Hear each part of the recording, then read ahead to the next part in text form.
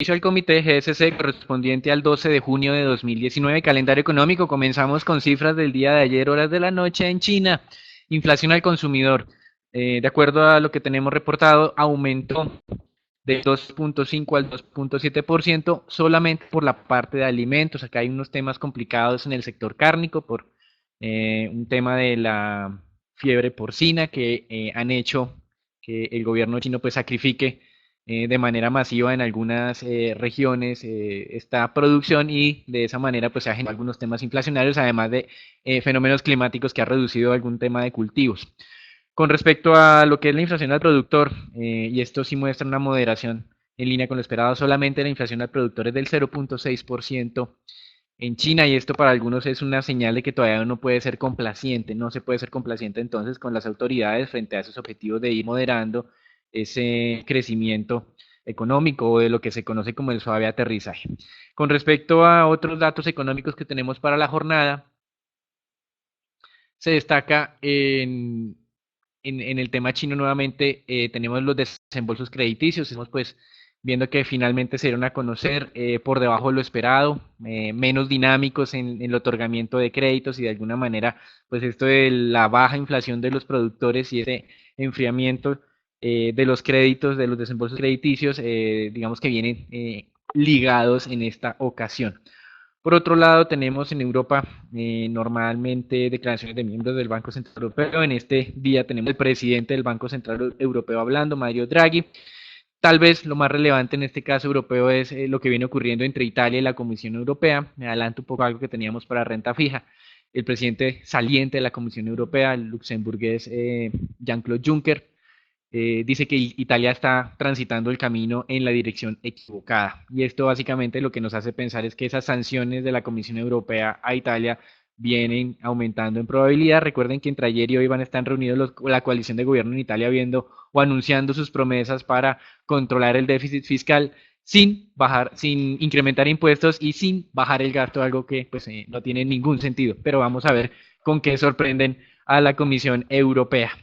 Y por otro lado, en Estados Unidos tenemos hoy normalmente día miércoles, y cuando no es feriado, la publicación de inventarios de crudo. Interesante lo que sucedió el día de ayer con los API que nos va a comentar más adelante Raúl.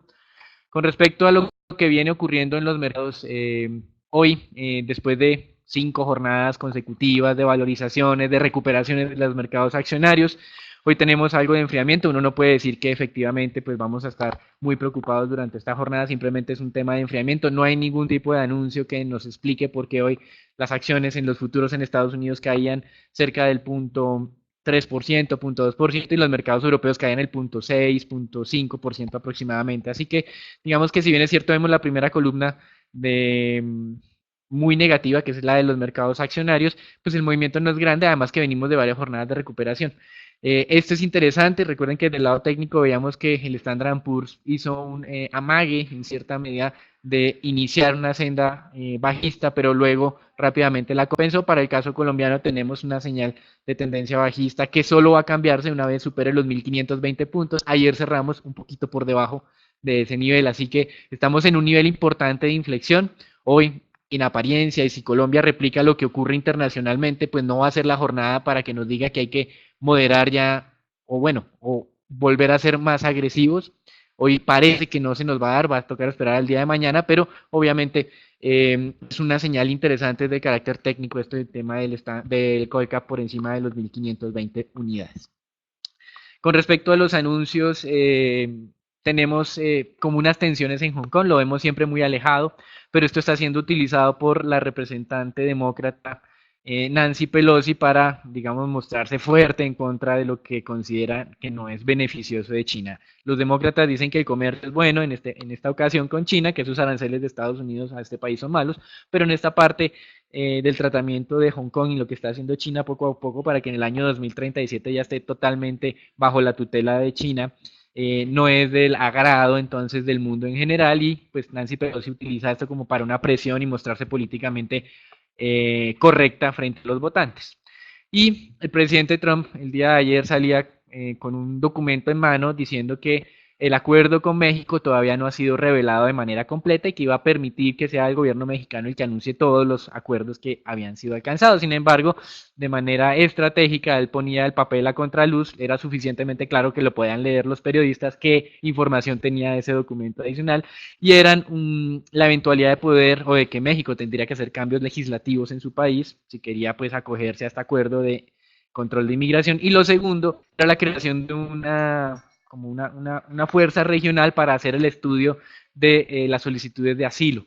Esto son lo que se alcanzó a filtrar a la prensa y de alguna manera el presidente Trump dice que él tendrá la potestad de activar el acuerdo cuando él quiera.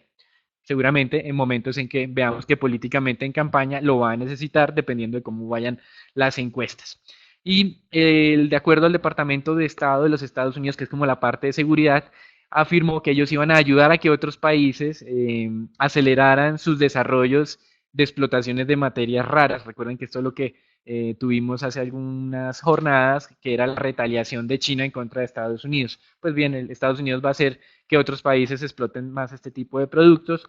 Recuerden que esa explotación es altamente contaminante y probablemente como internamente no van a lograr suficiente apoyo en el Congreso para hacer este tipo de contaminación, esta explotación contaminante, pues va a hacer que otros países la hagan para beneficio de ellos. Y en temas corporativos, simplemente el día de ayer pues tuvo una reunión el presidente de Tesla con accionistas en la que decía que ellos iban avanzando bien en los objetivos de este segundo trimestre, pero que mantener la rentabilidad era algo muy difícil. Así que digamos que básicamente los estaba preparando para una jornada o para más bien un periodo nuevamente de números negativos. Él ya había prometido que en la segunda parte del año Tesla iba a volver a ser rentable. La acción ha bajado desde niveles de $300 hacia los $200. Es una acción muy especulativa, un nivel de entrega de vehículos muy por debajo de lo que hacen General Motors, pero en su momento alcanzó a tener la misma capitalización de mercado de esa compañía. Eso es todo por ahora, los dejamos con Raúl.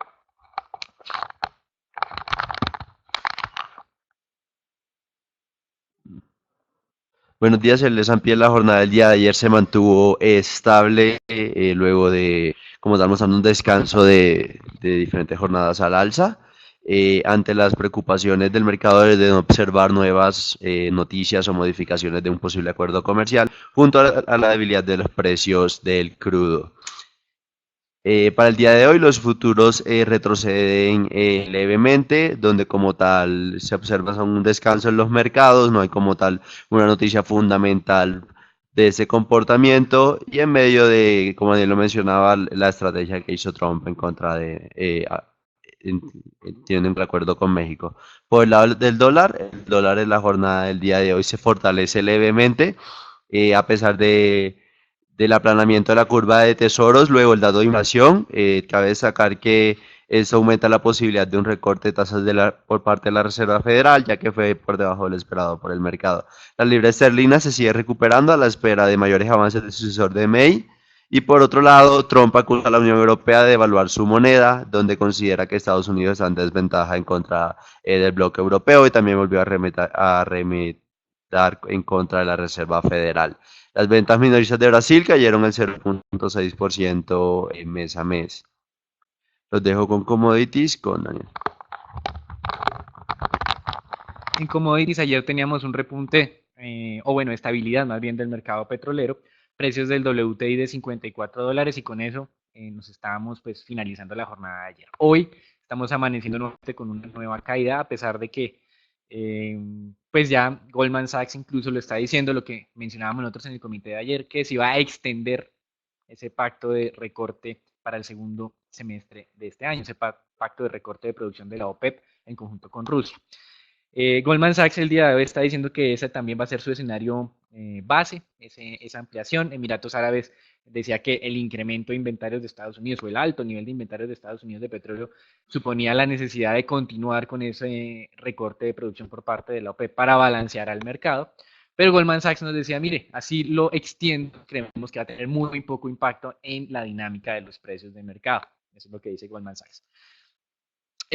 Por lo tanto, pues como ustedes pueden ver, la señal técnica del mercado petrolero marcó un tema bajista desde finales del mes de mayo.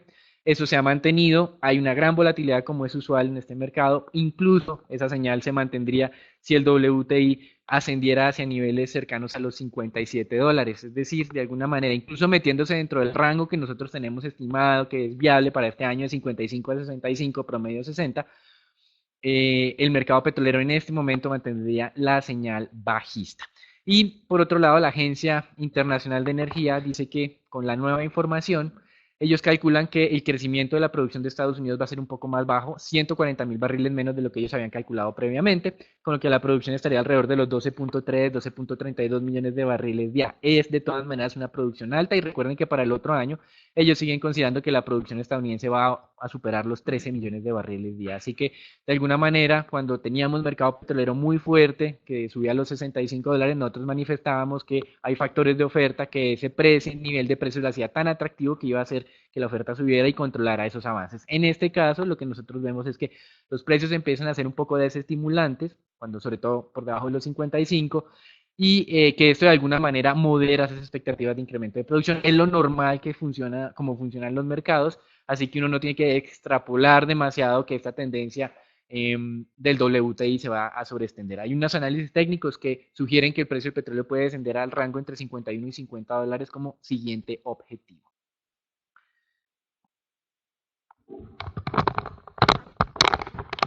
El día de ayer los precios del crudo mostraron un retroceso, donde luego de la publicación de los inventarios de crudo de API, los cuales se expandieron sorpresivamente 4.9 millones de barriles, mientras que el mercado esperaba una contracción de 0.5 millones de barriles. Por otra parte, las existencias de gasolina aumentaron en línea con lo esperado, es decir, aumentaron 0.8 millones de barriles y el mercado esperaba un incremento de 0.7 millones de barriles, según los analistas de Reuters. Como tal, el día de hoy el crudo muestra un débil comportamiento, se cotiza sobre los 52 dólares por barril, donde en caso que siga retrocediendo, consideramos importante seguir el nivel de los 50 dólares por barril. Los dejo con renta fija con Daniel. Pero como mencionábamos al comienzo, se veía una jornada roja en temas accionarios, sin embargo, uno en este momento no puede ser en exceso negativo, teniendo en cuenta que llevamos varias jornadas de recuperación, esta es la primera caída en varios días. En el tema de renta fija, tasas siguen muy quietas, continuamos muy pendientes entonces de este tema de Italia, ante la advertencia del presidente de la Comisión Europea de que Italia va en el rumbo equivocado.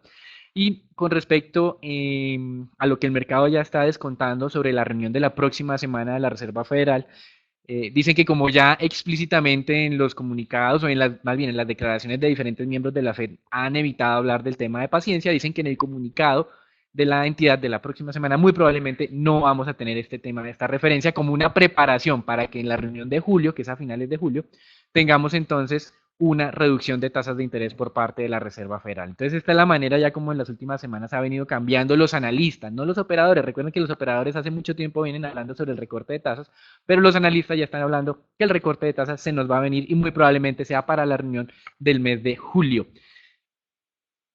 Otro tema frente a esto, algunos dicen, bueno, las tasas de tesoro están al 2.10, han oscilado en las últimas 2 o 3 jornadas alrededor de ese nivel.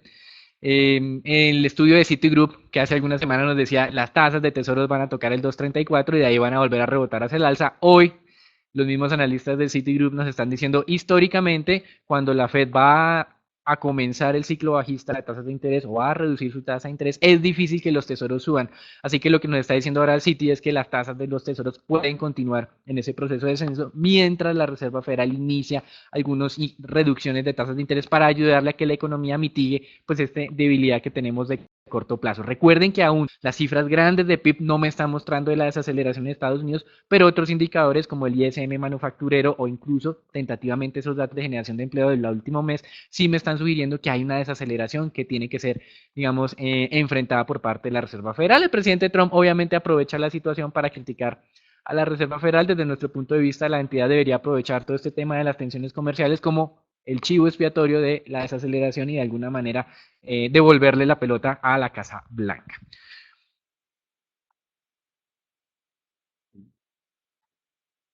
Eso es todo por el día de hoy. Los dejamos con Edwin y con Raúl para el informe Colombia.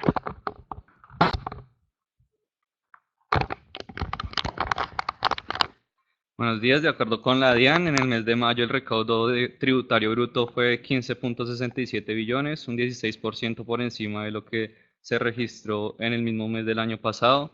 Este incremento se dio principalmente por el buen desempeño en el recaudo de la retención en la fuente a título de renta, el cual tuvo un aumento de 14.6% con respecto al año pasado. Así, en el año corrido ya la entidad acumula un recaudo de 67.87 billones, un incremento del 10.4% con respecto al mismo periodo en el año pasado y cumpliendo con lo que tenían presupuestado hasta el momento en la meta. Por otro lado, en una conferencia que desarrolló Moody's en el país, el analista de crédito soberano Renzo Merino resaltó que el gobierno está comprometido con estabilizar su deuda en términos del PIB. Sin embargo, el país aún tiene retos pendientes en temas de reducción del gasto, aumento del recaudo tributario y en la mejora de la estructura fiscal. No obstante, el analista también se refirió a que el país podría tener un aumento en su perspectiva, principalmente si fortalece como tal el marco fiscal. Eso fue todo por las noticias de Colombia. Pasamos con Raúl con las acciones locales. El Colcap el día de ayer mostró una importante valorización en línea con las principales bolsas en el mundo y también viéndose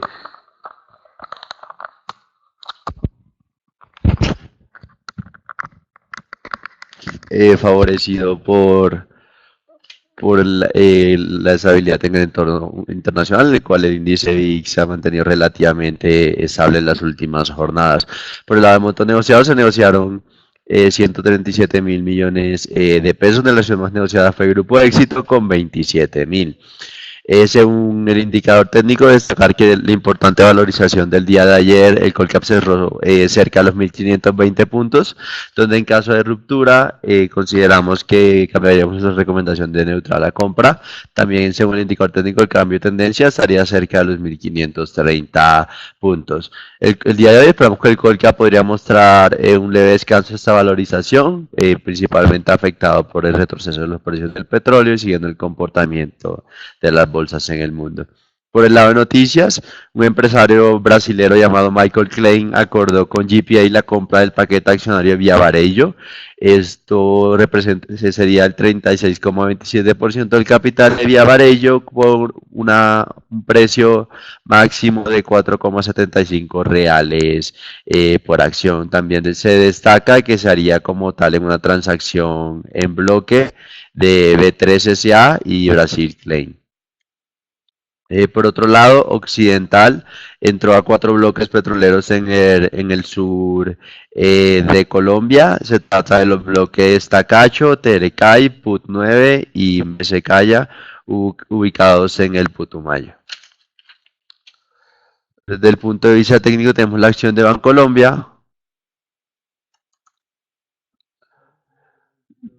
la cual tuvo una importante valorización el día de ayer, muestra señales de cambio de tendencia, impulsado principalmente por buenos resultados mensuales del sector financiero, donde fue la entidad con mayores utilidades, y en medio de una recuperación del mercado accionario local. Teniendo en cuenta lo anterior, en caso que se mantenga ese comportamiento, optaríamos por posiblemente considerar una recomendación de compra sobre la especie ordinaria, teniendo en cuenta que el spread sobre la preferencial está alto, está alrededor de unos 2.000 pesos.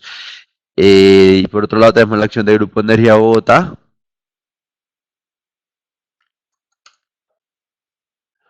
la cual se mantiene resistente y se valoriza levemente. Destacar principalmente el Grupo de Energía Bogotá, que se dio a conocer en la jornada del día de ayer.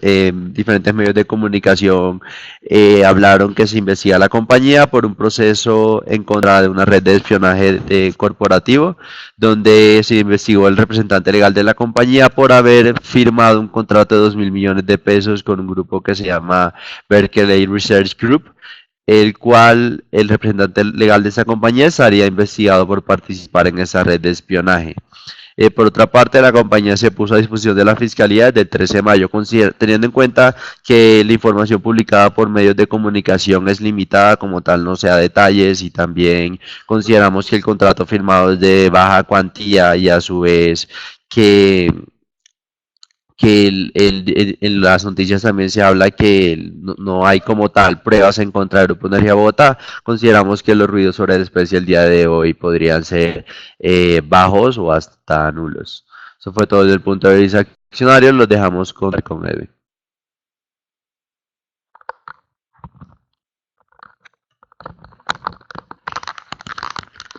La tasa de cambio en la jornada anterior finalizó con pocos cambios, se ubicó en 3.260 pesos por dólar, aumentando solamente 0.04% con respecto a la jornada anterior, con un monto de negociación de 1.261 millones de dólares. Este comportamiento va muy en línea con lo que fue el comportamiento del día de ayer, tanto del dólar a nivel internacional como de los precios del crudo. Hoy podríamos, con la caída en el petróleo, podríamos observar una nueva depreciación en el peso colombiano. Sin embargo, técnicamente aún consideramos que la tendencia sigue a la baja. Con respecto a renta fija local, los TES continúan su valorización. Los TES a 2024 cerraron el día en 5.4%, mientras que los TES a 2028 cerraron en 6.12%, incrementando así su bajando alrededor de 5 básicos. La curva en pesos en promedio se valorizó 4.49 básicos con un movimiento lateral en donde todas sus referencias tuvieron valorizaciones, mientras que la denominada en VR también presentaron valorizaciones de 2.3 básicos, siguiendo lo que es como tal el comportamiento de la deuda en pesos. Con respecto a los TESA 2024, estos ya llegaron a un mínimo que se registró alrededor de 2015. El próximo mínimo histórico sería en 2013, alrededor del 4.8%, el cual pues veríamos confirmado en las siguientes jornadas. Al parecer el mercado estaría previendo recortes en las tasas de interés por parte del Banco de la República, lo cual se traduce en todas estas valorizaciones recientes en las últimas semanas.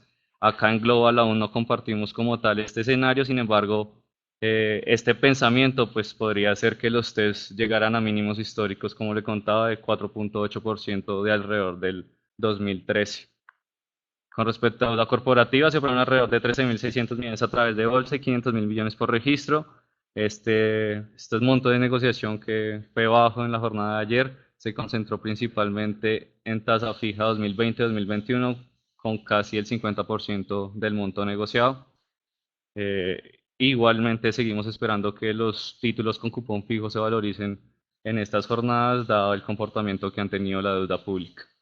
Eso fue todo por el informe de hoy.